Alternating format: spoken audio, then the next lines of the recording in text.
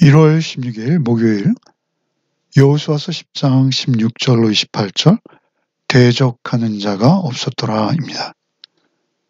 막게다 굴에 숨은 5 왕들을 포함해서 이스라엘 남부 성읍들을 진멸하며 승리를 거두는 내용입니다. 16절 이하를 읽겠습니다.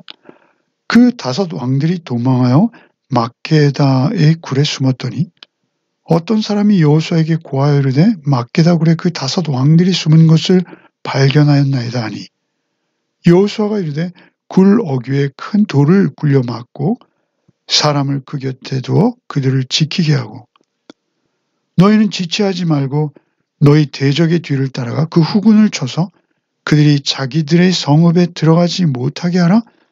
너희 하나님 여호와께서 그들을 너희 손에 넘겨주셨느니라 하고 여호수아와 이스라엘 자손이 그들을 크게 살육하고 거의 멸하였고 그 남은 몇 사람이 견고한 성으로 들어간 고로 모든 백성이 평안히 막게다 진영으로 돌아와 여호수아에게 이르렀더니 혀를 올려 이스라엘 자손을 대적하는 자가 없었더라.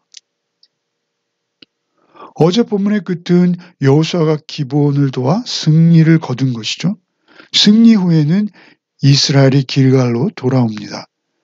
오늘 본문은 여호수아가 길갈로 돌아오기 전에 그 기브온을 구한 것은 물론이요. 아모리 남부 연합군 그 5 왕들을 대파했던 그 전쟁의 내용을 기록한 것입니다. 그 전쟁에서 승리하고 이제 길갈로 돌아왔던 것이죠. 바로 그 5 왕들이 막게다 굴에 숨었다라는 것을 알게 된 여호수아. 그는 굴 어귀를 큰 돌로 막고 그것을 지키게 한 후 그 남은 군사들을 쫓아 추격전을 벌여서 그들을 섬멸하는 것이죠.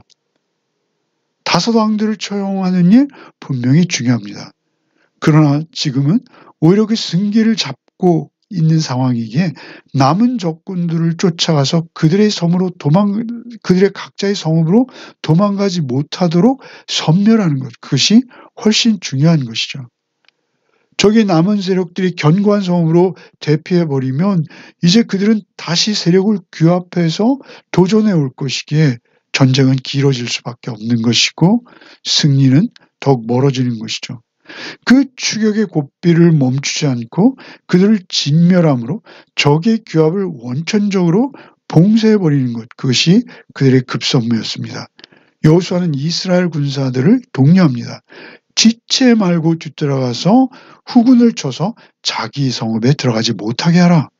너희 하나님 여호와께서 그들을 너희 손에 넘겨주셨다. 단정적으로 말하는 것이죠.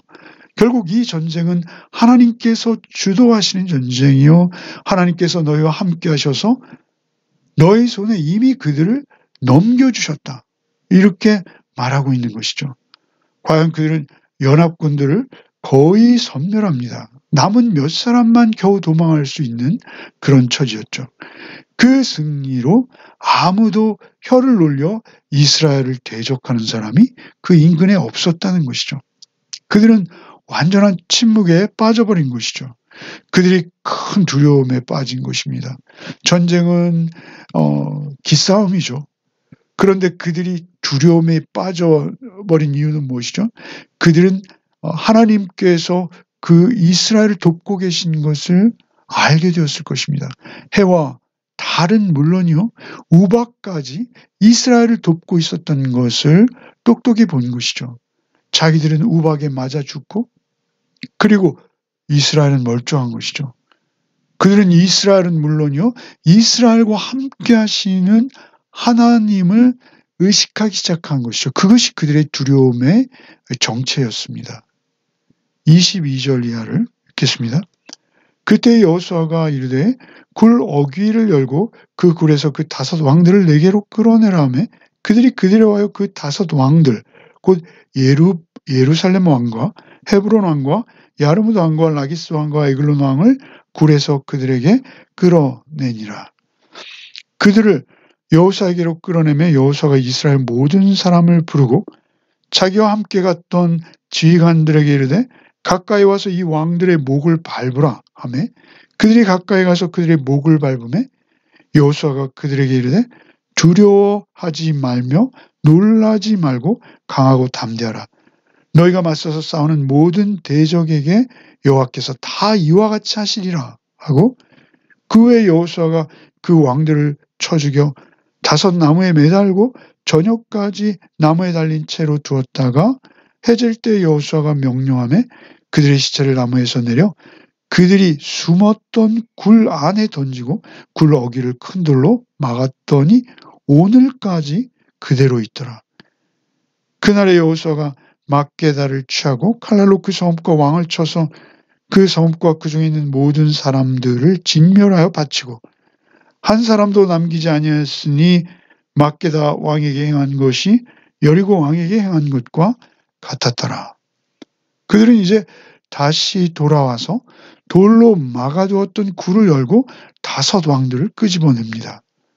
예루살렘 왕, 헤브론 왕, 야르문 왕, 라기스 왕, 에글론 왕. 예루살렘, 헤브론, 우리가 익히 알고 있는 굉장히 큰 성읍들이죠.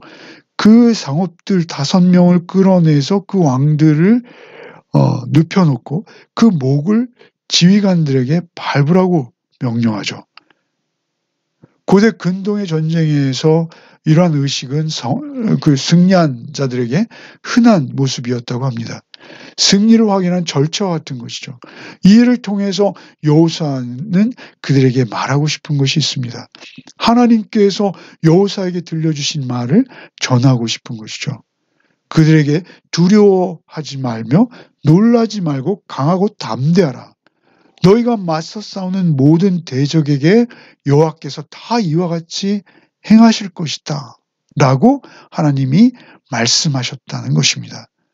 군사들에게 용기를 새롭게 하는 것이죠. 하나님의 군대로서 확신을 갖게 하기 원하는 것입니다. 성경에는 사실 이러한 비슷한 표현들이 많이 등장하죠. 시편 110편 1절에 여호와께서 내 주에게 말씀하시기를 내가 내 원수들로 내 발판이 되게 하기까지 너는 내 오른쪽에 앉아있으라 하셨도다. 특별히 메시아 시편으로 이해되는 그 시편에서 장래 오실 메시아가 어떤 모습일지를 예언한 말씀이죠. 특별히 예수께서 이제 오셔서 십자가로 승리하십니다. 그 십자가로 얻으신 승리에 대해서 신약 성경이 이렇게 말씀하시죠. 빌립보서 2장 10절에 하늘에 있는 자들과 땅에 있는 자들과 땅 아래에 있는 자들로 모든 무릎을 예수의 이름에 꿇게 하시고, 히브리서 2장 8절에 만물을 그 발 아래 복종하게 하셨느니라. 그 아모리 5 왕에 대한 심판은 이스라엘을 대적하는 모든 가나안 사람, 그 죄인들, 심판받아야 될 그 대상들에게 하나님의 심판을 나타내는 것입니다. 그 25절 후반절에 여호수아는 너희와 맞서서 싸우는 모든 대적에게 여호와께서 다 이와 같이 하시리라 선언하는 것이죠. 이스라엘의 승리는 이미 하나님께서 선언하시고 보장하신 것입니다. 그리고 특별히 신약시대에 사는 우리에게는 예수 그리스도께서 이미 성취하시고 이루신 것이죠. 이어서 구체적으로 그 5 왕들을 처형하는 모습을 기록하고 있습니다. 본문에 이미 죽임당한 왕들을 나무에 해질 때까지 달아두었다 이렇게 기록하고 있죠. 이미 죽은 자들을 이렇게까지 하는 것이 필요한가? 라고 생각할 수 있습니다. 그러나 하나님을 대적한 그 죄의 참혹한 결과가 어떨 것이라는 점을 강조할 필요가 있는 것이죠. 신명기에 나무에 달린 자마다 하나님의 저주를 받은 자라는 말씀이 기록되어 있죠. 그 말씀이 실현되는 절차이기도 한 것입니다. 아모리 족속의 최후는 그들의 죄악이 차고 넘치는 상황에서 하나님의 심판으로 이루어질 것이다 라고 말씀하셨어요. 이 말씀은 아브라함과 언약하실 때 이미 창세기에서 가나안 땅 아모리 족속에게 너희들이 돌아와서 그 땅을 차지할 때 그들의 죄가 관영할 때다 이렇게 언급하셨죠. 창세기 15장 16절이죠. 내 자손은 4대 만에 이 땅으로 돌아오리니 이는 아모리 족속의 죄악이 아직 가득 차지 아니함이니라 하시더라. 아모리족 속에 죄악이 가득 차서 하나님의 심판의 때가 올 때 그때 너희 후손들이 이 땅을 차지하게 될 것이다. 그리고 지금 그때가 된 것입니다. 아모리 왕들은 그들의 강력한 군사력을 무기로 아주 죄와 폭력이 가득한 세상을 만들고 있었던 것이죠. 하나님께서 심판하실 수밖에 없는 죄악된 상태가 된 것입니다. 그 성읍 전체가 죄악인 것이죠. 그 아모리족 속의 최후는 그들의 죄악과 불순종으로 인한 하나님의 징계와 심판인 것입니다. 그 나무에 달렸던 저들의 시체를 그들이 숨어있던 굴에 던져놓고 그 굴 어귀를 돌로 막아 그대로 무덤을 삼아버립니다.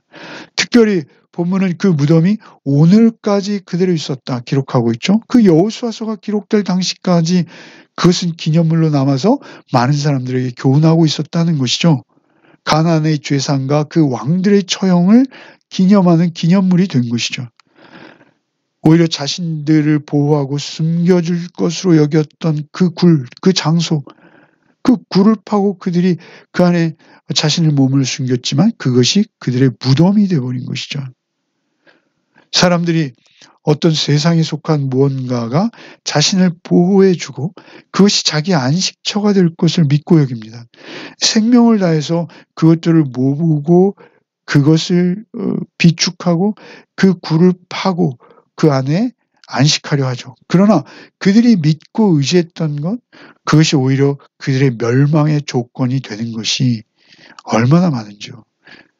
그런 경우가 많다라는 것이죠. 여호사는 그들을 진멸하여 바치고 여리고 왕에게 행했던 대로 그들에게도 행했다라고 오늘 본문은 기록을 마치고 있습니다. 특별히 진멸하여 마쳤다라는 표현은 이 전쟁이 여호와 하나님께서 행하시는 거룩한 전쟁이요 하나님의 심판이라는 점을 강조하고 있는 것입니다. 우리는 이 심판 속에서 예수님의 은혜를 경험하고 생명을 얻은 자들이죠. 예수께서 이미 승리를 이루신 영적 전쟁에 임하는 것이 우리의 삶입니다. 예수께서는 뱀의 머리를 밟으셨다. 창세기 3장 15절이죠. 그렇게 사단의 권세의 머리를 밟아버리시는 분이 예수님이십니다. 하나님께서 함께 하셔서 우리의 승리는 이미 확정된 것이다 라고 성경은 분명히 우리에게 일러주고 계십니다. 우리가 항상 살펴야 할 것은 하나입니다. 내가 하나님 편인가? 내가 하나님 말씀을 따라서 하나님 편에 서 있는가를 우리는 늘 확인하는 것입니다. 내가 과연 하나님의 공의와 사랑을 쫓아 오늘을 살아내는가가 우리의 승리를 확정짓는 유일한 길이라는 점입니다. 오늘도 오직 주님의 말씀을 따라서 이 전쟁터를 방불하는 세상 속에서 우리 하루의 삶을 살아내야 할 것입니다. 오직 성령님의 도우심이 없이는 이룰 수 없는 일들입니다. 오직 주님을 쫓아 오늘 하루를 살아내는 복이 있으시기를 바랍니다. 기도하겠습니다. 주님 감사합니다. 오늘도 주의 말씀으로 하루를 시작하게 하신 은혜 감사합니다. 오직 주님 안에서 주의 말씀만을 쫓아서 주께서 이미 이루신 승리를 누리며 주께서 주시는 평안의 삶을 살게 하여 주시옵소서. 오늘 하루의 삶도 오직 주님께만 맡겨드리며 우리를 구원하신 예수 그리스도 이름 받들어 기도드리옵나이다. 아멘.